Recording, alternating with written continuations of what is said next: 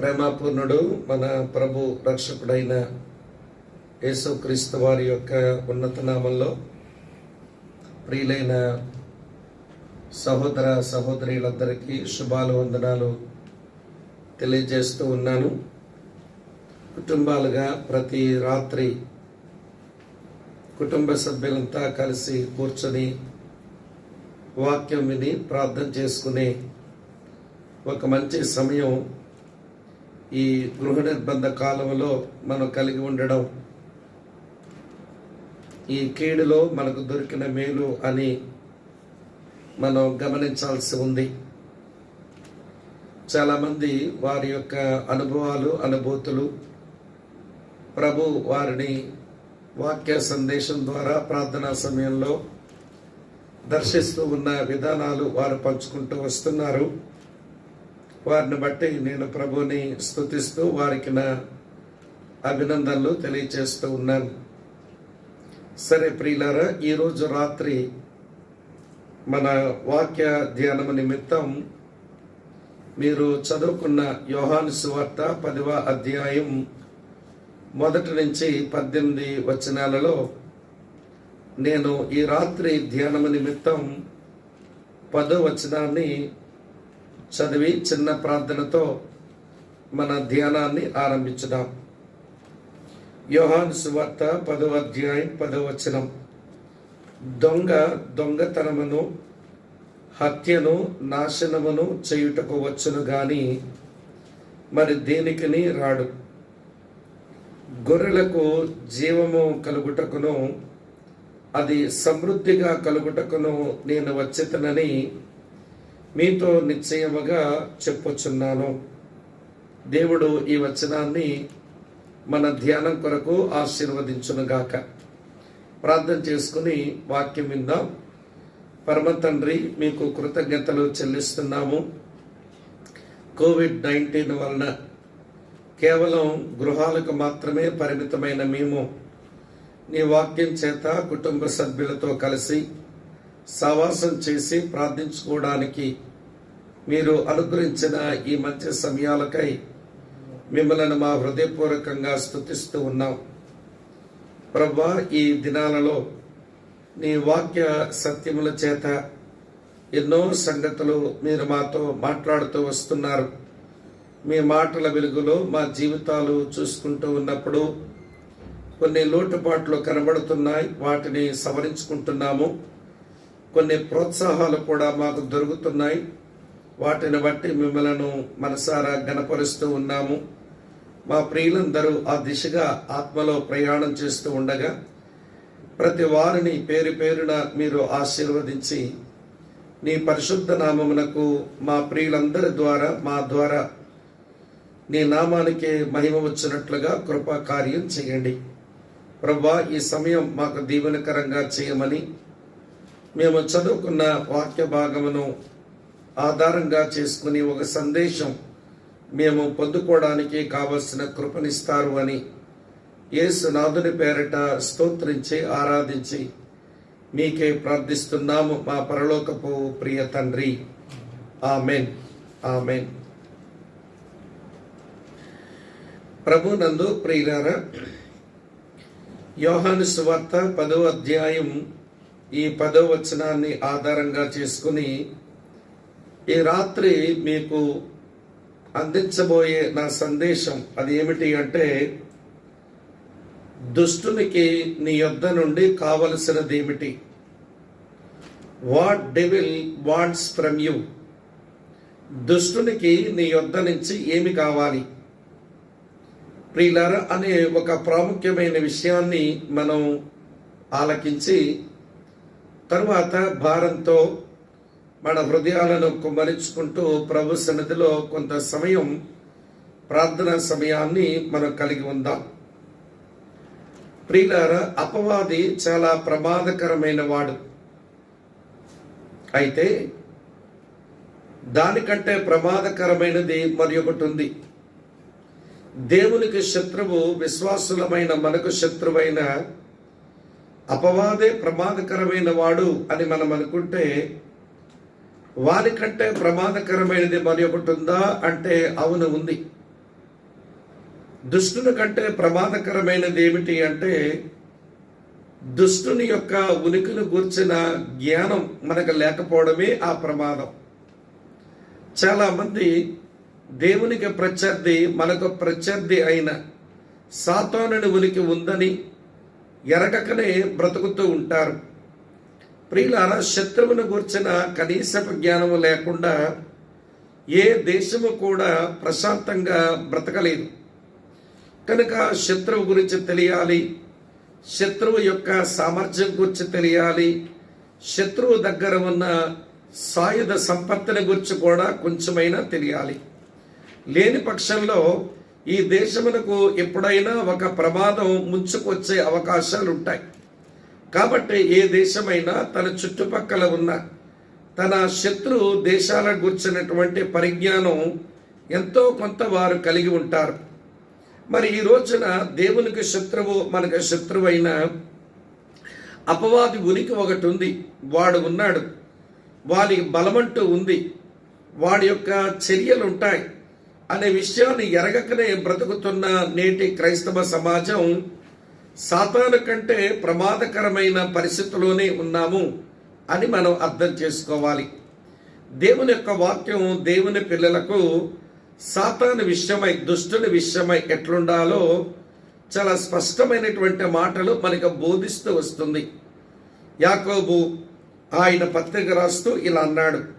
యాకోబు రాసిన పత్రిక 4వ అధ్యాయం 7వ వచనాన్ని మీరు చూడండి, చదువుతున్నాను మీ కొరకు. యాకోబు రాసిన పత్రిక 4వ అధ్యాయం 7వ వచనం. కాబట్టి దేవునికి లోబడి ఉండండి, అపవాదిని ఎదిరించండి, అప్పుడు వాడు మీ యొద్ద నుంచి పారిపోవును అని ఉంది. దేవునికి లోబడటం, సాతానును ఎదిరించడం, అది మనం చేయవలసినటువంటి పని. కనుక దేవుని పిల్లలంగా దుష్టుని ఎదిరించాలి అని మనము బోధించబడుతున్నాం.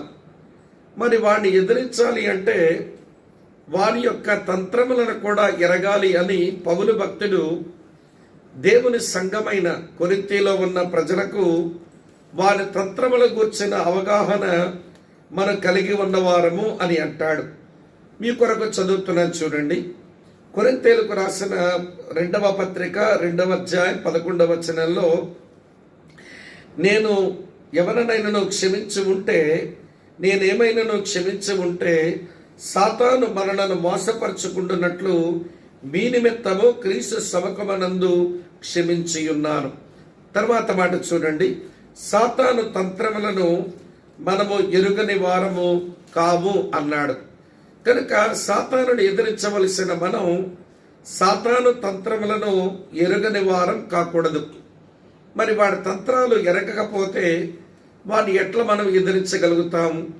కనుక ప్రియమైన శ్రేంతులారా, జనరల్గా సాతాను యొక్క స్ట్రాటజీ, తంత్రాలలో వాడి విధానాలు కొంచెం చెబుతాను. అటు తరువాత సాతానుడు మన యుద్ధ నుంచి ఏమి కావాలని వాడు చూస్తున్నాడో ఆ సంగతులను మీకు ఈ రాత్రి వివరిస్తాను. ప్రియులారా, సాతాను యొక్క తంత్రాలలో వాడు మొట్టమొదట మనుషులకు వాడు చేసే పని ఏంటనంటే మనుషులను నిరాశలోనికి దిప్పుతాడు. అదే డిసప్పాయింట్మెంట్స్, నైరాశ్యంలోకి వెళ్ళిపోవడం, ఆశాభంగం అయిపోవడం. కొంతమంది జీవిస్తూ ఉంటారు కానీ వారి ఆశాభంగం కలిగిన కారణం చేత వారు ఆశలు వదిలేసుకుంటారు. జీవితం మీద ఆశలు పోతాయి, భవిష్యత్తు మీద ఆశలు పోతాయి, దేవుని మీద కూడా నిరీక్షణ పోగొట్టుకుంటారు. ఇలాంటి వారిని ఏమంటామనంటే నైరాశ్యములోనికి దిగిపోయిన నిరాశవాదులు అని అంటాం. అయితే ఈ నిరాశ కాస్త ఎక్కువ రోజులు మన జీవితంలో ఏలుబడి చేస్తే ఆ నిరాశ కాస్త సాతానుడు ఏం చేస్తాడో తెలుసా? దానిని నిరుత్సాహములోనికి దింపేస్తాడు. కనుక నిరాశవాదులు ఒకరోజు నిరుత్సాహానికి లోనైపోతారు. ప్రియమైన స్నేహితులారా, ఎక్కువ కాలం అలాగే నిరుత్సాహంతో ఒకవేళ ఉండిపోతే అటు తరువాత వచ్చే అనుభవం ఏంటో తెలుసా?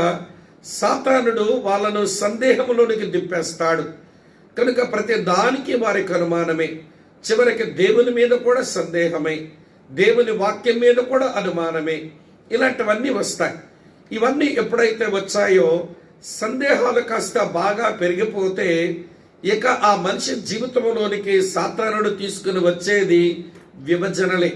విభజన అంటే దేవునికి తాను దూరమై దేవుని దగ్గర నుంచి విభాగించబడిపోతాడు. అలాగే తన చుట్టూ ఉన్న కుటుంబ సభ్యులతో పాటు అతను విభజించబడిపోతాడు. అసలు తనలో తానే విభజించబడిపోతాడు. అతని లోపల ద్వంద్వ వైఖరి పనిచేస్తూ ఉంటుంది. కారణం సందేహాలు ఆ దిశగా అతని నడిపిస్తాయి. అందుకనే సాటనిక్ యారోస్ 4 Ds అన్నాడు ఒక ఆయన. 4 Dలే సాతాను యొక్క బాణాలట. మొదట డి ఏంటనంటే డిసప్పాయింట్మెంట్, రెండవ డి ఏంటనంటే డిస్కరేజ్మెంట్, మూడవ డి ఏంటనంటే డౌట్, 4వ డి ఏంటనంటే డివిజన్స్. ఈ 4 సాతాను యొక్క బహుపదులైనటువంటి బాణాలు. ఈ బాణాల దెబ్బలు తగిలినటువంటి క్రైస్తవ సమాజంలో ఉన్న క్రైస్తవులను చాలా మందిని చూస్తుంటాం. కొంతమందితో ఎప్పుడన్నా మాట్లాడండి, ఉత్సాహంతో దేవుడు నాకున్నాడు, దేవుని బట్టి నేను సంతోషిస్తున్నాను అనే దానికంటే వారు మాట్లాడే మాటల్లో ఎంత నిరాశో ఎంత నైరాశ్యమో చాలా స్పష్టంగా కనబడుతుంది. అలాగనే కొంతమంది చాలా నిరుత్సాహానికి లోనైపోయి వీళ్ళ తమలో తాము న్యూనతా భావంలోనికి వెళ్ళిపోతారు. మరికొంతమంది ప్రతి దానికి సందేహపడి వారి జీవితమే అనుమానం అన్నట్టు దేవుణ్ణి సరిగా నమ్మరు, వారు చుట్టూన్న మనుషుల్ని నమ్మరు, చివరికి వారి కుటుంబ సభ్యులు కూడా నమ్మరు, చివరికి వారిని వారు కూడా నమ్ముకోలేరు. అటువంటి దుస్థితిగా దిగజారుతారు. ఆ కారణం చేత ఇక వారు విభాగించబడిపోతారు అనే విషయం మనం ఎరగాలి. మనుషుల మధ్యలోనే ఉంటారు కానీ ఏ మనుషులకు చెందిన వ్యక్తిని నేను కాను అన్నట్టుగా మనిషి విభజించబడిపోవడం అనేది నేడు మన సమాజంలో చూస్తూ ఉంటాం ప్రియులారా. కాబట్టి ఈ రాత్రి వేళ గమనించండి, దేవుని వాక్యం అందుకే చెప్పింది, దేవునికి లోబడండి, సాతానును ఎదిరించండి. మనము సాతాను తంత్రములను ఎరగని వారము కాము అన్నాడు. కనుక సాతాను తంత్రాల్లో 4 వాడి చురుకైన బాణాలు నేను మీకు వివరించాను. ప్రభువైన యేసుక్రీస్తు వారి భూమి మీద ఉన్నప్పుడు ఆ సాతానును గురించి పలికిన మాటే ఈ రాత్రి మన ధ్యానం కొరకు మనం చదువుకున్నాం. ఆ వచనం ఆధారంగా చేసుకుని సాతానుడు మన యొద్ద నుంచి ఏమి కోరుకుంటున్నాడో అది వాడిగా చెక్కకుండా వాటిని కాపాడుకునేందుకు మనం ప్రయత్నాలు చేయాలి. చూడండి, ప్రభువైన యేసుక్రీస్తు వారు ఏమన్నారో ఆ దుష్టుని గురించి, అపవాదిని గురించి నేను చదువుతున్నాను. చూడండి ప్రియులారా, యోహాను సువార్త 10వ అధ్యాయం 10వ వచనం ఇలా రాసి ఉంది, దొంగ దొంగతనమును హత్యను నాశనమును చేయుటకు వచ్చును గాని మరి దేనికి రాడు. కనుక అపవాది వాడు ఎట్లాంటి వాడట? వినండి ప్రియులారా, హత్య చేసేవాడు, దొంగతనము చేసేవాడు, నాశనము చేసేవాడు. ఈ 3 మాటలే మనం అధ్యయనం చేద్దాం. మొదటి మాట హత్య చేసేవాడు. ఏమి హత్య చేస్తాడు ప్రియులారా? దేన్ని చంపేస్తాడు వాడు అంటే యేసు ప్రభువే ఒకసారి పేతురుతో ఇట్లా అన్నారు. ఆ మాట చదువుతాను చూడండి ప్రియులారా. అప్పుడు వాడు దేన్ని చంపేటువంటి వాడో వాక్యం వెలుగులో మనం అర్థం చేసుకోవచ్చు. లూకా సువార్త 22వ అధ్యాయం 31, 32 వచనాలు. లూకా సువార్త 22వ అధ్యాయం 31, 32 వచనాలు. సీమోను సీమోను, ఇదిగో సాతాను మిమ్మును పట్టి గోధుమల వలె జల్లించుటకు మిమ్మను కోరుకొనును గాని నీ నమ్మిక తప్పిపోకుండానట్లు నేను నీ కొరకు వేడుకొంటిని. నీ మనసు తిరిగిన తర్వాత నీ సహోదరులను స్థిరపరచమని చెప్పెను అని రాసి ఉంది. ఈ వచనంలో చూడండి, నీ నమ్మిక తప్పిపోకుండానట్లు అన్నాడు. అంటే అపవాది, దుష్టుడు, సాతానుడు ఏమి చెప్పడానికి ప్రయత్నం చేస్తాడు అంటే మనలో ఉన్న దేవుని ఎడల ఉన్న నమ్మికను చెప్పడానికి ప్రయత్నం చేస్తాడు. ప్రియులారా, ఆ నమ్మికతోనే కదా మనం దేవునికి దగ్గరయ్యాము. ఆ విశ్వాసంతోనే కదా మన అనుదిన జీవితంలో జీవిస్తున్నాము. ఆ నమ్మికతోనే కదా గొప్ప నిరీక్షణతో ఆయన రాకడ కొరకు, ఆయన నిత్య రాజ్యం కొరకు మనం ఎదురు చూస్తున్నాము. ఆయన నమ్మికే లేకపోతే భక్తికి ఆరంభము లేదు, భక్తికి కొనసాగింపు ఉండదు, భక్తికి ముగింపు ఉండదు. నమ్మిక చాలా ప్రాముఖ్యం, విశ్వాసం చాలా ప్రాముఖ్యం. కనుక వినండి, మన కాన్ఫిడెన్స్ చాలా ప్రాముఖ్యం. సాతాను కావలసింది ఏంటో తెలుసా? మన కాన్ఫిడెన్స్. దాన్ని చంపేయాలనుకుంటున్నాడు వాడు. ప్రియులారా వినండి, మన కాన్ఫిడెన్స్ వాడికి చిక్కితే దాన్ని వాడు హత్య చేస్తాడు. అందుకొరకు వాడు చేసే పనులు ఎలా ఉంటాయో నేను మీకు జ్ఞాపకం చేస్తాను. నెంబర్ 1, అందులో మొదటి మాట, దేవుని వాక్యం మీద సందేహాన్ని మనకు పుట్టిస్తాడు. చూడండి, ఆదికాండం 3వ అధ్యాయంలో హవ్వ దగ్గరికి వచ్చినప్పుడు, వాడు హవ్వతో సంభాషణ చేస్తున్నప్పుడు వాడు చేసిన సంభాషణలో ఏముందో చూడండి ప్రియులారా.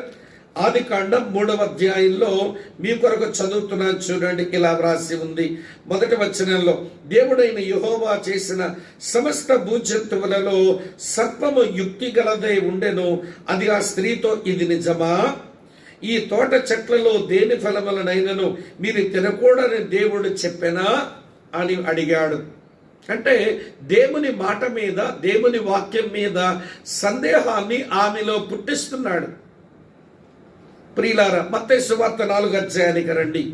ప్రభువైన యేసుక్రీస్తు వారి ప్రియులారా 40 దినాలు ఉపవాసం ఉండి ప్రార్థన చేసుకుని తన తండ్రి తనకు అప్పగించిన పని కొరకు తాను సిద్ధపడడానికి, ఆ 40 దినాలు ప్రియమైన స్థితిలో ప్రార్థించుకోవడానికి అతను ముందుకు వెళ్ళే ఆ క్రమంలో ఏం జరిగిందో చూడండి. 4వ అధ్యాయం నేను చదువుతున్నాను ఈ మంచి మాట. 3వ వచనం చూడండి. ఆ శోధకుడు ఆయన యొద్దకు వచ్చి, నీవు దేవుని కుమారుడు అయితే అన్నాడు.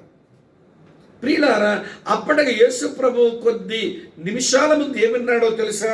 చూడండి, ఆ మత్తయి సువార్త 3వ అధ్యాయం 17వ వచనంలో, ఇదిగో ఈయనే నా ప్రియకుమారుడు, ఈయన యందు నేను ఆనందించుచున్నానని పరలోకము నుంచి ఒక శబ్దం వినబడింది. తండ్రేమో ఇదిగో ఈయనే నా ప్రియకుమారుడు అంటే, సాతాను అంటున్నాడు నువ్వు దేవుని కుమారుడవైతే అనే మాట. ఈ తలంపులు మనకేమి నేర్పిస్తాయి అనంటే, మన నమ్మికను, మన విశ్వాసాన్ని వాడు కబలించి చంపేయడానికి వాడు ఏం చేస్తాడో తెలుసా? సందేహాలు తీసుకుని వస్తాడు. దేవుని మాట మీద మనకు అనుమానాలు తీసుకుని వస్తాడు. ఈరోజు చాలా మంది విశ్వాసుల జీవితంలో ప్రియులారా, దేవుని వాగ్దానాల మీద, దేవుడు ఇచ్చినటువంటి ఆయన వాక్కుల మీద సరైన నమ్మిక లేకుండా, ఇది నిజంగా జరుగుతుందా, దేవుడు ఇదే చెప్పాడా అని దేవుని వాక్యాన్ని సందేహించేటువంటి వాళ్ళు చాలా మంది సమాజంలో కనబడతారు. వారు అలా సందేహంలో పడిపోయారు అంటే అర్థం ఏంటో తెలుసా? వారి నమ్మిక, వినండి ప్రియమైన స్నేహితులారా, సాతానుడు చంపేస్తున్నాడు అని అర్థం. ఇది మొదటి మాట. సాతాను కావలసిందేంటో తెలుసా? నీ కాన్ఫిడెన్స్. అది దొరికితే దాన్ని వాడు హత్య చేస్తాడు, చంపేస్తాడు. అందుకొరకు వాడు ఏం చేస్తున్నాడో తెలుసా? నీ వరకు సందేహాన్ని తీసుకుని వచ్చాడు. దేని మీద సందేహం? దేవుని మాట మీద సందేహాన్ని తెస్తున్నాడు. అది మొదటి మాట అయితే, రెండో మాట చెప్తాను వినండి ప్రియులారా. లేఖనాల మీద, స్క్రిప్చర్స్ మీద మనకి సందేహం తీసుకురావడంతో పాటు మన రక్షణ మీద వాడు సందేహాన్ని తీసుకొస్తాడు. ప్రియులారా, దేవుని వాక్యాన్ని నమ్మి ప్రభు నా పాపాలు క్షమించినాడని విశ్వసించి ఆయన రక్తములో కడగబడి నీతిమంతులుగా తీర్చబడినటువంటి వారు సైతం నేను రక్షించబడ్డానో లేదో అన్న అనుమానం ఉంటుంది. ప్రియులారా వినండి, అందుకనే యోహాను ఈ మాట రాశాడు. మొదటి యోహాను పత్రిక 5వ అధ్యాయంలో, మొదటి యోహాను పత్రిక 5వ అధ్యాయంలో చూడండి, చదువుతున్నాను 13వ వచనంలో, దేవుని కుమారుని నామమందు విశ్వాసముంచు మీరు నిత్య జీవము గలవారని తెలుసుకున్నట్లు నేను ఈ సంగతిలో రాస్తున్నాను. మీరు రక్షింపబడ్డారు, మీరు నిత్య జీవము గలవారు అయ్యారని మీరు ముందు తెలుసుకోండి. అంటే మీ రక్షణ విషయంలో మీరు నిశ్చయత కలిగి ఉండండి. వినండి ప్రియమైన స్నేహితులారా, దేవుని యొక్క వాక్యంలో దేవుడు ఇట్లా చెప్పాడు. యోహాను సువార్త 1వ అధ్యాయం 12వ వచనంలో, తన నామమందు ఎవరైతే విశ్వాసం ఉంచుతారో, తను ఎవరైతే అంగీకరిస్తారో వారు దేవుని పిల్లలయ్యే అధికారాన్ని దేవుడిచ్చాడు కదా. దాన్ని బట్టి మనం ఏమి తెలుసుకోవచ్చు అని అంటే, దేవుని కుమారుడైన యేసు యందు నేను విశ్వాసం ఉంచాను, విశ్వాసం ఉంచిన కారణం చేత, నేను ఆయన అంగీకరించిన కారణం చేత నేను రక్షింపబడి నిత్య జీవం పొందాను అని మనం అనుకోవాలి. వినండి ప్రియులారా, అలాగనే మన పాపాలను గురించి లోతుగా పశ్చాత్తాపం వచ్చింది. ఇది వరకు మన జీవితంలో దొల్లిపోయిన పాపాల విషయమై అసేత పుట్టుకొచ్చింది. యోబు గ్రంథం 42వ అధ్యాయం 5-6 వచనాల్లో యోబు పశ్చాత్తాపడ్డాడు చూడండి. వినికిడి చేత నిన్ను గూర్చిన వార్త నేను విన్నాను గాని ఇప్పుడు కన్నులారా నిన్ను చూస్తున్నాను కనుక ధూళిలో బూడిదలో పడి నేను పశ్చాత్తాపడుతున్నానన్నాడే. అలాంటి పశ్చాత్తాపం మన లోపల కలిగింది అంటే దాని అర్థమేంటో తెలుసునా ప్రియులారా? మనము రక్షించబడి ఉన్నాము అని అర్థం. దేవుని కుమారుని అంగీకరించాము, వినండి, దేవుని ఎదుట పశ్చాత్తాపడ్డాము. అలాగనే ప్రియులారా, పశ్చాత్తాపడిన తర్వాత దేవునికి ప్రార్థన చేసుకోవాలి అనేటువంటి ఆశ నీ లోపల పుట్టింది. నీవు ఎలా ప్రార్థన చేయాలో తెలియదు కానీ మొత్తానికి దేవునితో మాట్లాడుకోవాలి తపనైతే వచ్చింది. చూడండి, సౌలు ఆ దమస్కు మార్గములో ప్రభు చేత పట్టబడిన తర్వాత ఏమండి ప్రభు యొక్క ప్రత్యక్షతను చూచాడంటే వెంటనే అతను ఏం చేస్తున్నాడట? చదవండి కావాలంటే. అపోస్తల కార్యాలు 9వ అధ్యాయం 11వ వచనంలో ఇలా వ్రాసి ఉంది ప్రియులారా. ప్రభు అననీయత అంటున్నాడు, అందుకు ప్రభు నువ్వు లేచి తిన్నన దనబడిన వీధికి వెళ్ళి యోధా అను వాని ఇంట తార్సువాడైన సౌలు అని వాని కొరకు విచారింపము, ఇదిగో అతడు ప్రార్థన చేయుచున్నాడు. ఒక వ్యక్తి రక్షించబడ్డాడు అనే దానికి వినండి, మొదటి గుర్తేంటో తెలుసా? వాడు ప్రార్థన చేసుకోవడానికి ఇష్టపడతాడు, దేవునితో సావాసం చేయడానికి ఇష్టపడతాడు, దేవుని పాదాలు పట్టుకోవడానికి ఇష్టపడతాడు, ప్రార్థించడానికి ఇష్టపడతాడు. దేవుని కుమారుడు అంగీకరించావు, విశ్వసించావు ప్రియమైన స్నేహితులారా. అలాగనే దేవుని ఎదుట నీ పాపాల విషయమై పశ్చాత్తాపడ్డావు. ఇప్పుడు దేవుని సన్నిధిలో ప్రార్థించుకునేటువంటి అలవాటులోనికి వచ్చావు. మరి నువ్వు రక్షించబడిన వ్యక్తివి కావా? కానీ సాతానుడు నీ మనసులో ఎలాంటి ఆలోచనలు తెస్తాడు అంటే, నేను రక్షించబడ్డానా, ఇది నిజమే అంటారా, నా పాపాలు కడగబడ్డాయా, నీ నీతిమంతుడయ్యానా అనేటువంటి సందేహాలు అవి దాడి చేసి నీ నమ్మికను వాడు కబలించి చంపేద్దామనుకుంటున్నాడు. నిన్ను కాదు, నీ నమ్మికను. ఇంకా చెప్తాను వినండి. రక్షించబడేటువంటి వ్యక్తికి వినండి ఉండేటువంటి మరొక అనుభవం ఏంటో తెలుసా? రక్షించబడగానే దేవుని వాక్యం కొరకైన ఆకలి వచ్చేస్తుంది ప్రియులారా. చూడండి, 119వ కీర్తన 148వ చరణంలో, 119వ కీర్తన 148వ చరణంలో ఇలా వ్రాసి ఉంది ప్రియులారా. నీవిచ్చిన వాక్యమును నేను ధ్యానించుటకై నా కన్నులు రాత్రి జాములు కాకమునిపే తెరుచుకుందును. వాక్యం మీద ఆకలి, వాక్యం మీద ఆకలి. ప్రియమైన స్నేహితులారా, మనం రక్షించబడ్డామా లేదా అనే దానికి నేను రుజువులు ఇస్తున్నాను. నువ్వు అనుమానములోకి దిగి నీ నమ్మికను సాతాను చేతిలో పెట్టి నీ నమ్మికను వాడి చేత హత్య చేయించుకోకూడదని నేను మీకు వివరణిస్తున్నాను ప్రియులారా. చాలు ఈ వివరణ. దేవుని కుమారుడు అంగీకరించావు, దేవుని ఎదుట నీ పాపాల విషయమే పశ్చాత్తాపడ్డావు. అలాగనే ప్రియులారా, దేవుని ఎదుట ప్రార్థించుకునే తపన నీకు వచ్చింది, దేవుని యొక్క వాక్యమని వినే ఆకలి నీకు వచ్చింది. ఇలాంటి లక్షణాలు నీ లోపలికి వచ్చాయి అంటే దాని అర్థం ఏంటో తెలుసా? నువ్వు రక్షింపబడిన వ్యక్తివి, నువ్వు రక్షించబడ్డావని, నువ్వు నిత్య జీవము గలవాడమని గలదానమని నువ్వు తెలుసుకోవాలి. లేకపోతే వాడు సందేహాన్ని తీసుకుని వచ్చి చివరికి నమ్మికను వాడు చంపేస్తాడు. యేసు ప్రభువే చెప్పాడు, వాడు హంతకుడు, వాడు హత్య చేయడానికే వస్తాడు మీ దగ్గరకు అన్నాడు. కనుక ప్రియమైన స్నేహితులారా, వాక్యం మీద సందేహాన్ని పెట్టి మన నమ్మికను హత్య చేయాలనుకుంటున్నాడు. మన రక్షణగా నిశ్చేత విషయంలో సందేహాన్ని పుట్టించి మన నమ్మికను చంపేద్దామనుకుంటున్నాడు. మూడవ విషయం చెప్తాను వినండి.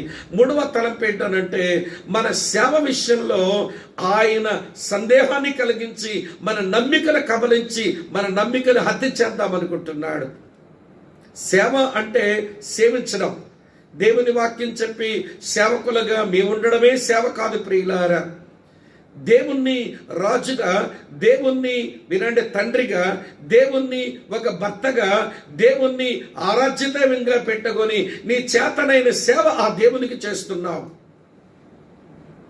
చేతనైన సేవ ఆ దేవునికి చేస్తున్నావు.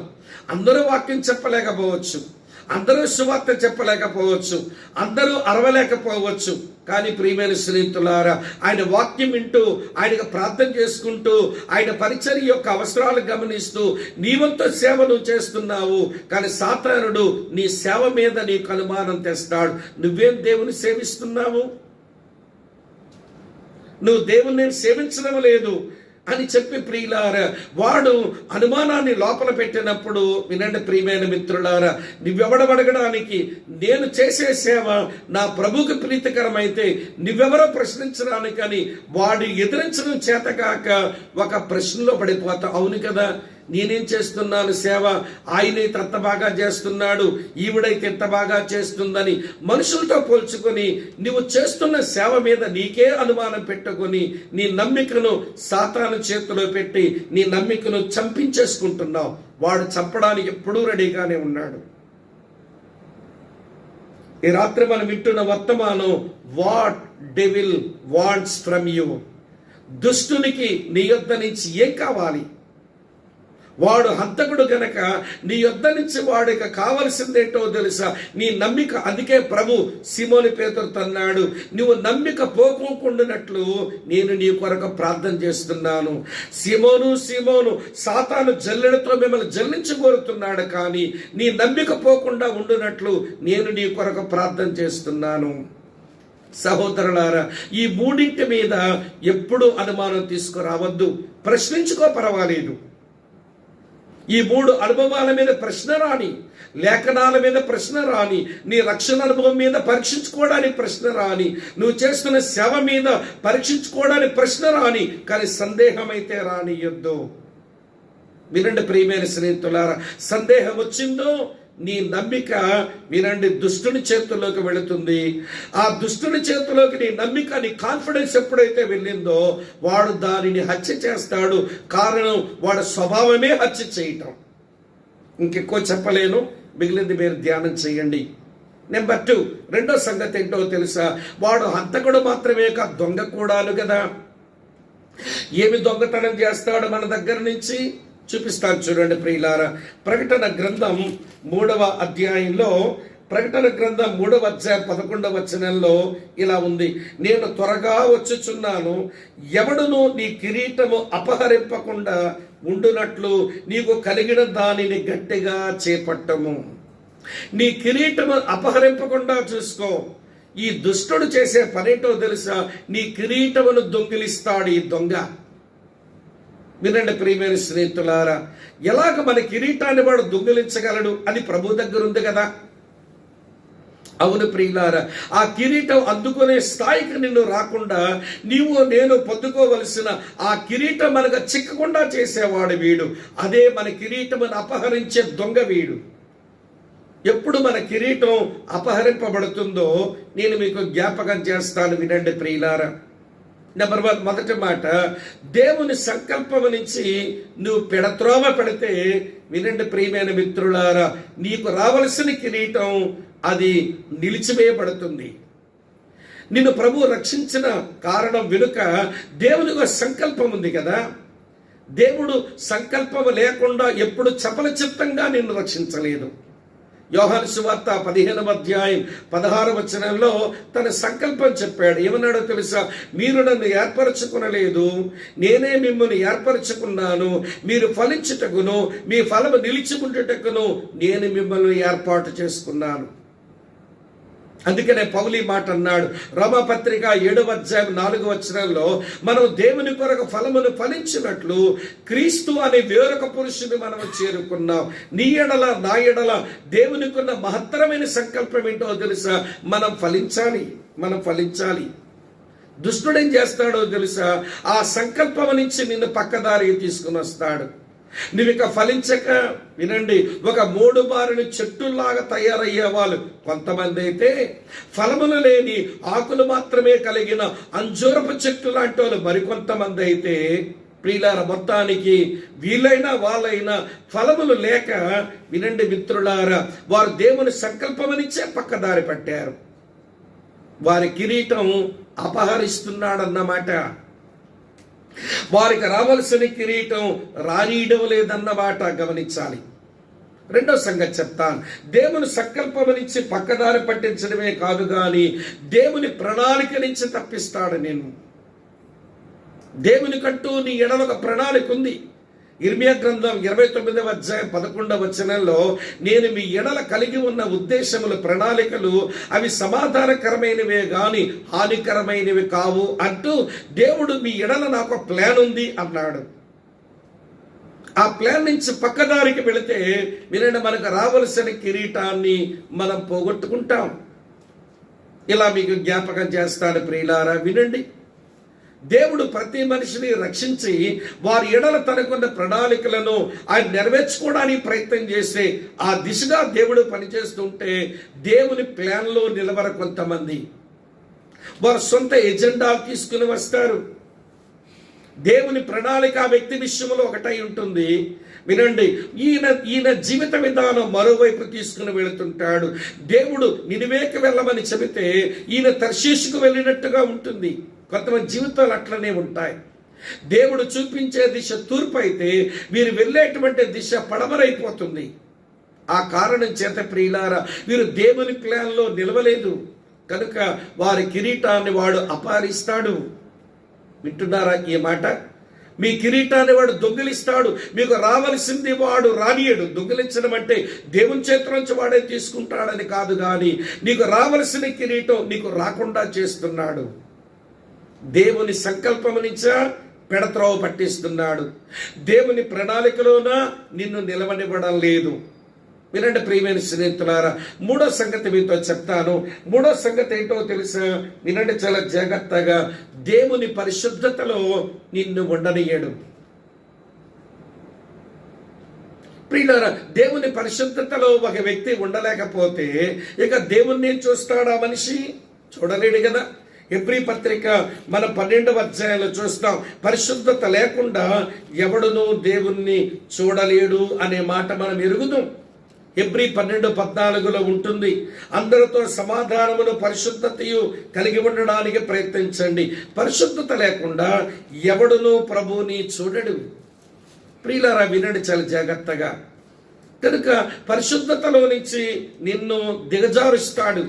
ఏదో ఒక భావోద్రేక పాపం నీ ముందుకు తీసుకుని వచ్చి నీ శరీరంలో ఇదివరకు ఉండేటువంటి కోరికలను అతడు రెచ్చగొట్టి ప్రియులారా చివరికి నిన్ను పడగొట్టి నీ పరిశుద్ధతనే భంగం కలిగిస్తాడు. అలా భంగమైన వారిలో సంసోను మనకు జ్ఞాపకం వస్తాడు. ప్రియులారా, పరిశుద్ధతను కాపాడుకునే దిశలో మనకు యోసేపు జ్ఞాపకం వస్తాడు. కనుక ఏ రోజైతే దేవుని ప్రణాళికలో నిలవక, దేవుని సంకల్పాలు నెరవేర్చక, దేవుని పవిత్రతలో నిలవక మనం ఉన్న రోజున జరిగే ప్రమాదం ఏంటో తెలుసా ప్రియులారా? వినండి, సాతానుడు మన కిరీటమును మనకు రాకుండా చేస్తున్నాడు. అందుకనే ఇలా హెచ్చరించబడుతున్నాం, ఎవడునూ నీ కిరీటమును అపహరింపకుండా చూసుకో. దేవుని సంకల్పం ప్రకారము జీవించావనుకో, దేవుని యొక్క ప్రణాళిక ప్రకారమే బ్రతుకుతున్నావనుకో, దేవుని పరిశుద్ధతను కలిగే జీవిస్తున్నావనుకో, దేవుని దగ్గర నీకుండవలసిన కిరీటం నీకుంటుంది. దానిని ఎవడూ అపహరించలేడు. కానీ ప్రియులారా, ఈరోజు చాలా మంది దేవుని పిల్లలం ఏదో ఇక్కడ చచ్చిపోగానే పరలోకంలో తేలిపోతే అయిపోతుందిలే నా జీవితం అన్నట్టుగా ఆలోచిస్తారే గాని, నేను ప్రభు సన్నిధికి వెళ్ళినప్పుడు ఆయన చేతిలోంచి నేను ఏ కిరీటము పొందకపోతే నేను తండ్రిని ఎలాగ ఆరాధించగలను? ఆయన పాదాల దగ్గరే పెట్టే కిరీటం నా చేతికి ఏది యేసయ్య చేతిలోంచి రాకపోతే నేను పరలోకములో మంచి ఆరాధికురాలుగా, మంచి ఆరాధికుడిగా ఉండలేనేమో అన్న భయం పుట్టడం లేదు మనకి. అందుకనే పరిశుద్ధతకు, దేవుని ప్రణాళికలకు, దేవుని సంకల్పాలకు ఇవ్వవలసిన స్థానాన్ని మనం ఇవ్వలేకపోతున్నాం. చూస్తున్నారా? హంతకుడు, దొంగవాడు, ఇక మిగిలింది మరొకటే ఉంది, వాడు నాశనము చెయ్యవాడు. యేసుప్రభువే చెప్పాడు, వాడు వచ్చాడా దొంగతనానికే వస్తాడు, వాడు వచ్చాడా హత్య చేయడానికే వస్తాడు, వాడు వచ్చాడా నాశనం చేయడానికే వస్తాడు. ప్రియులారా, ఏమి నాశనం చేస్తాడు అని అంటే నేను మీకు జ్ఞాపకం చేస్తాను, వినండి. నీ ప్రవర్తనను వాడు నాశనం చేస్తాడు. వినండి ప్రియ, వాడు హత్య చేసేది నీ నమ్మికను, వాడు దొంగిలించేది నీ కిరీటాన్ని, వాడు నాశనం చేసేది నీ ప్రవర్తనను. ప్రియులారా, ప్రవర్తనకు మూల కేంద్రం ఏంటో తెలుసా? హృదయం. అందుకే సొలొమోను ఇలాగన్నాడు. సామెతల గ్రంథంలో 4వ అధ్యాయం చూడండి ప్రియులారా. సామెతల గ్రంథం 4వ అధ్యాయం మీ కొరకు చదువుతున్నాను ఈ మంచి మాట. సామెతలు 4వ అధ్యాయం 23వ వచనం. నీ హృదయములో నుండి జీవధారను బయలుదేరును, కాబట్టి అన్నిటికంటే ముఖ్యంగా నీ హృదయమును భద్రముగా కాపాడుకొనుము. వినండి ప్రియులారా, the source of character is heart. వినండి, మన ప్రవర్తనకు మూలం మన హృదయం. కనుక మన హృదయమును భద్రంగా కాపాడుకోకపోతే మన క్యారెక్టర్ చెడిపోతుంది. వాడు మన క్యారెక్టర్ నాశనం చేస్తాడు. ఇప్పుడు చెప్తాను ఏమేమి చేసి మన క్యారెక్టర్ని వాడు నాశనం చేయగలడో. నేను ఒక 3 తలంపులు త్వరగా ఇచ్చి ఈ రాత్రి నా సందేశాన్ని ముగిస్తాను ప్రియులారా. నెంబర్ 1, మొదటి మాట ఏంటో తెలుసా? మన క్యారెక్టర్ని వాడెప్పుడు పాడు చేస్తాడు అంటే, మొదటి తలంపు తప్పుడు నిర్ణయాలు తీసుకునేలా చేస్తాడు. చాలాసార్లు మనం దేవుని చిత్తము చేయవలసినటువంటి వారు తప్పుడు నిర్ణయాలు చేసేస్తాం. ఏనాడైతే తప్పుడు నిర్ణయాలు చేశామో ప్రియులారా, అది మన క్యారెక్టర్ మీద అది బురదగా పడిపోతుంది, మచ్చగా మిగిలిపోతుంది. నేను తరచూ ఒక మాట అంటాను, అదేంటో తెలుసా?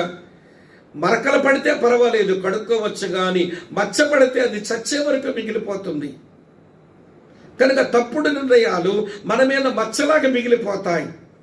వినండి ప్రియులారా, దేవుని పిల్లలమైన మనం ఒక పని మనం చేస్తున్నప్పుడు, ఒక తీర్మానం చేస్తూ ఉంటున్నప్పుడు దేవుని చిత్తం కొరకు కనిపెట్టాలి అని మనం 32వ కీర్తనలో మనం భలే హెచ్చరించబడ్డాం. దేవుడు చెప్పాడు, మీరు ఏదైనా ఒక తీర్మానం చేస్తున్నప్పుడు, ఒక చాయిస్ మీరు ఎంచుకుంటున్నప్పుడు నా వైపు చూడండి అన్నాడు. ఎలాగన్నాడో చూపిస్తాను చూడండి. 32వ కీర్తన 8వ వచనం చదువుతున్నాను. నీకు ఉపదేశము చేసేదను, నీవు నడవవలసిన మార్గమును నీకు బోధించదను, నీ మీద దృష్టి ఉంచి నీకు ఆలోచన చెప్పేదను. నువ్వు ఎంచుకోవలసిన చాయిస్ ఏదో నేను ఆలోచన చెప్తాను, నేను నీకు బోధ చేస్తాను, నేను నీకు మార్గాన్ని కనపరుస్తాను అన్నాడు. కొన్నిసార్లు పరిస్థితులు లేకపోతే వినండి, ప్రతికూలమైనటువంటి వాతావరణము మన తొందర చేస్తున్న కారణం చేత మనం అజ్ఞానంగా కొన్ని తప్పుడు నిర్ణయాలు తీసుకుంటాము. ఆ తప్పుడు నిర్ణయాలు ఎప్పుడైతే తీసుకున్నామో మన క్యారెక్టర్ సాతాను చేతిలో చిక్కుతుంది. వాడు మన క్యారెక్టర్నే నాశనం చేస్తాడు. ఇది మొదటి మాట. రెండో మాట జ్ఞాపకం చేస్తాను చూడండి ప్రియులారా. మన క్యారెక్టర్ని వాడు ఎప్పుడు నాశనం చేయగలడు అంటే, మనకు చెడు స్నేహాలు అంటిస్తాడు. Wrong companions. మనకు తెలుసు, బైబిల్లో ఒక మాట పౌలు కొరింథీ సంఘంతో చెప్పాడు. ఈ మాట ఏమన్నాడో తెలుసునా ప్రియమైన స్నేహితులారా? కొరింథీయులకు రాసిన పత్రికలో మనం చదువుతాం 15వ అధ్యాయం 33వ వచనంలో, మోసపోకుడి దుష్ట సాంగత్యం మంచి నడవడిని చెరుపును అని ఉంది. రాంగ్ కంపానియన్స్, దుష్ట సాంగత్యం, వినండి, చెడు స్నేహాలు పిల్లలు అవి మన క్యారెక్టర్ మీద దాడి చేస్తాయి. స్వతహాగా మనం అలాంటి మనుషులు కాకపోవచ్చు, కానీ కుటుంబ భయమో, లేక సామాజిక భయమో, లేకపోతే ఏవో కొన్ని భయాలు ఉన్న కారణం చేత మనము తప్పుడు పనులు చేయడానికి మనం ఇష్టపడకపోవచ్చు. కానీ మనతో చేరినటువంటి ఈ చెడ్డ సావాసంలో ఉన్న మనుషులు వారి పురుగల్పగా వారిని సంతోష పెట్టడానికో, లేక మనకు సరదా పుట్టో ఒక చిన్న తప్పుడు పని మనం చేసే ఆ రోజునే ప్రియులారా మన క్యారెక్టర్ సాతాను చేతిలో పడుతుంది. వాడు దాన్ని నాశనమే చేస్తాడు. అందుకనే బైబిల్లో చాలాసార్లు మనం హెచ్చరించబడ్డాము. ఏమని హెచ్చరించబడ్డామో తెలుసా? మీరు వారి మధ్య నుంచి బయలువెడలి ప్రత్యేకంగా ఉండండి అనే మాట. పేతురు పెంతెకొస్తు దినమున ప్రసంగం చేస్తుంటాడు, మీరు మూర్ఖులైన తరము వారికి వేరే రక్షణ పొందండి అంటాడు. ఎవరు పడితే వారితో మన సంగత్యం అది మనకి మంచిది కాదు. అందుకనే ప్రియులారా, దేవుని పిల్లలైన వారు ఎవరితోనైనా ఒక స్నేహంలోనికి పడుతూ ఉన్నాడు, ప్రభువా ఆ వ్యక్తితో నా స్నేహం నీకు మహిమ తెస్తుందా, నాకు క్షేమం తెస్తుందా అని కొంచెం మనం ప్రార్థన చేసుకుని ఆలోచించుకోవాలి. లేని పక్షంలో ప్రియులారా, అది మన యొక్క శీలం మీదనే, మన యొక్క ప్రవర్తన మీదనే అది గొప్ప ప్రమాదం తీసుకొచ్చి పెడుతుంది. చూస్తున్నారా? వినండి, తప్పుడు నిర్ణయాలు అలాగనే తప్పుడు స్నేహాలు. మూడో మాట చెప్పి నేను ముగించేస్తాను ప్రియులారా. అలాగనే మూడో మాట తప్పుడు ఆలోచనలు, రాంగ్ కాంటెంప్లేషన్స్, చెడు ఆలోచనలు. మన మనుషులమే కదండి, మనమే దేవదూతలం కాదు. మన మనసులోకి 10 రకాలైనటువంటి ఆలోచనలు వస్తాయి. కానీ సాతానుడు మంచి ఆలోచనలు వాడు రానియడు. కానీ దేవుని యొక్క వాక్యం చెప్తుంది, దేవుని వాక్యం సమృద్ధిగా మన హృదయంలో నిలిచి ఉంటే మన ధ్యానాలు, మన ఆలోచనలు మారిపోతాయట. చూడండి మన ధ్యానాలు ఎలాగుంటాయో పౌలు చెప్పాడు ఫిలిప్పీ పత్రిక 4:8 మెట్టుకు సహోదరులారా, ఏది యోగ్యత అయినను మెప్పైనను ఉండని ఎడల ఏవి సత్యమైనవో, ఏవి మాన్యమైనవో, ఏవి న్యాయమైనవో, ఏవి పవిత్రమైనవో, ఏవి రమ్యమైనవో, ఏవి ఖ్యాతి గలవో వాటి మీద ధ్యానముంచండి. ఇలాంటి వాటిని ఆలోచించండి. మీకు వస్తున్న ప్రతి ఆలోచన అది పవిత్రమైన ఆలోచనేనా, లేక అది రమ్యమైన ఆలోచనేనా, అది న్యాయమైన ఆలోచనేనా, అది సత్యమైన ఆలోచన అని చూసుకోకపోతే చెడ్డ ఆలోచనలు మనకు తెలియకుండానే మన మనసులో జొరబడతాయి. సాతానుడు మన మనసుల తలుపులు తెరవడం వాడికి పెద్ద కష్టమైన పని కాదు. మన మనసు తలుపులు తెరిచి ప్రియులారా చెడ్డ ఆలోచనలు దాని లోపల చొప్పిస్తే అవి నీ హృదయంలో వచ్చి కూర్చున్న తర్వాత ఈ చెడు ఆలోచనలు కాస్త అవి మొలిచి మహావృక్షాలుగా తయారవుతాయి. నీకు తెలియకుండానే నీ క్యారెక్టర్ పాడైపోతుంది. కనుక వినండి, ఈ నాశనం చేసేవాడు నీ క్యారెక్టర్ని వాడు నాశనం చేస్తాడు. అందుకొరకు చెడ్డ ఆలోచనలు, అందుకొరకు చెడ్డ స్నేహాలు, అందుకొరకు చెడ్డ నిర్ణయాలు నీతో చేయిస్తున్నాడు. కనుక ప్రియమైన స్నేహితులారా, ఈ విషయంలో మనం మేల్కొల్పు లేకపోయినట్లయితే మన దగ్గర నుంచి ఈ 3 వాడు సంపాదించుకుంటాడు. నీ నమ్మిక, వినండి, నీ కిరీటం, తర్వాత నీ ప్రవర్తన. ఈరోజు శనివారం, ఇది మన ప్రార్థనా దినం. ఈరోజు మనం కూర్చుని ప్రార్థన చేస్తున్నప్పుడు కొంచెం పరిశీలన చేసుకుని ఎవరెవరి గురించో ప్రార్థన చేస్తున్నాం, చెయ్యాలందరి గురించి. కానీ ఈరోజు మీ గురించి మీరు కొంచెం ప్రార్థన చేసుకునండి. తర్వాత మీ ప్రార్థన విషయాలు ప్రార్థన చేదురు. కానీ నీ యొక్క, వినండి జాగ్రత్తగా, నీ యొక్క హృదయం అది ఎవరి చేతిలో ఉంది? నీ యొక్క హృదయం అది క్యారెక్టర్కు లేక శీలానికి అది మూల కేంద్రం అయితే అది దేవుని యొక్క ఎవరి స్వాధీనంలో ఉందా, లేక దుష్టుని స్వాధీనంలోకి వెళ్ళి నీ క్యారెక్టర్ పాడవుతుందేమో చూసుకోవాలి. కనుక వినండి, నీ నమ్మిక విషయంలో, నీకు రావాల్సిన కిరీటం విషయంలో, నీ ప్రవర్తన విషయంలో ఈ 3 సాతానుకు నీ దగ్గర నుంచి కావాలి. దాని కొరకు వాడు ఎన్ని రకాల ప్రయత్నాలు చేస్తాడో నేను 9 సంగతులు చెప్పాను మీకు ఎప్పుడు. కనుక ప్రభువా, నాకు తెలియక నేను ఈ హంతకుడుకు దొరికిపోతున్నాను, నా నమ్మికను వాడు మర్డర్ చేస్తున్నాడు, నాకు తెలియక నేను ఈ దొంగోడు చిక్కుతున్నాను, నా కిరీటాన్ని వాడు దోచేసుకుంటున్నాడు, నాకు తెలియక ఈ నాశనం చేసేవాడికి నా ప్రవర్తన అప్పగించేస్తున్నాడు, నా ప్రవర్తనే వాడు పాడు చేస్తున్నాడు. గనక ప్రభువా కనికరించు, నీకు లోబడతాను, వాడిని ఎదిరిస్తాను. వాడి తంత్రాలైన ఆ భయంకరమైన నిరాశ, భయంకరమైన నిరుత్సాహము, భయంకరమైన సందేహం, భయంకరమైన విభజనకు నేను లోను కాకుండా నా జీవితాన్ని కాపాడుకుంటాను, నీ కృప నాకు ఇవ్వండి అని ఈరోజు మీ గురించే మీరు కొంత ప్రార్థన చేసుకుని తర్వాత ప్రార్థన అంశాలు మీరు ప్రార్థన చేయవచ్చు. తల వంచండి, కళ్ళు మూసుకోండి, ప్రార్థన చేస్తాను. ప్రేమగల మా ప్రియమైన మా పరలోకపు తండ్రి, మీకు కృతజ్ఞతలు చెల్లిస్తున్నాము. మేము గృహాలకు మాత్రమే పరిమితమైన మేము మా కుటుంబ సభ్యులతో నీ వాక్యంతో, ప్రార్థనతో సావాసం చేసుకుంటూ బ్రతికే అనుకూలమైన గడియలు మీరు ఇచ్చారు కనుక మీకు వందనాలు. ఈ సమయమున కూడా మేము సరిగా సద్వినియోగం చేసుకోకపోతే మాకంటే భ్రష్టులు మరొకరి ప్రపంచంలో ఉండరేమో అని గమనించి మమ్మల్ని మేము దయగల నీ హస్తాలకు అప్పగించుకుంటున్నాం. కనికరించము. దుష్టుడు మా నమ్మికను, మా కిరీటాన్ని, మా యొక్క ప్రవర్తనను వాడు కోరుకుని తీసుకుని పాడు చేయక మునిపే వాటి విషయమై జాగ్రత్త వహించినట్లుగా మా ఎడల మీరు కృపాకార్యం చేయమని, మమ్మల్ని బలపరచమని, సాతానుతో పోరాట పటిమతో మేము పోరాడి గెలిచినట్లుగా మా చెంత నిలిచి మాకు ధైర్యం ఇచ్చి మమ్మల్ని బలపరుస్తారని మమ్మల్ని మేమే నీ దయగల స్థాలకు అప్పగించుకుంటూ యేసునాథుని పేరట స్తోత్రించి ఆరాధించి ప్రార్థిస్తున్నాము మా పరలోకపు ప్రియ తండ్రి. ఆమెన్. ఆమేన్. ప్రభునందు ప్రియులారా, రేపు ఆదివారం ఆరాధన సమయం ఎప్పటిలాగనే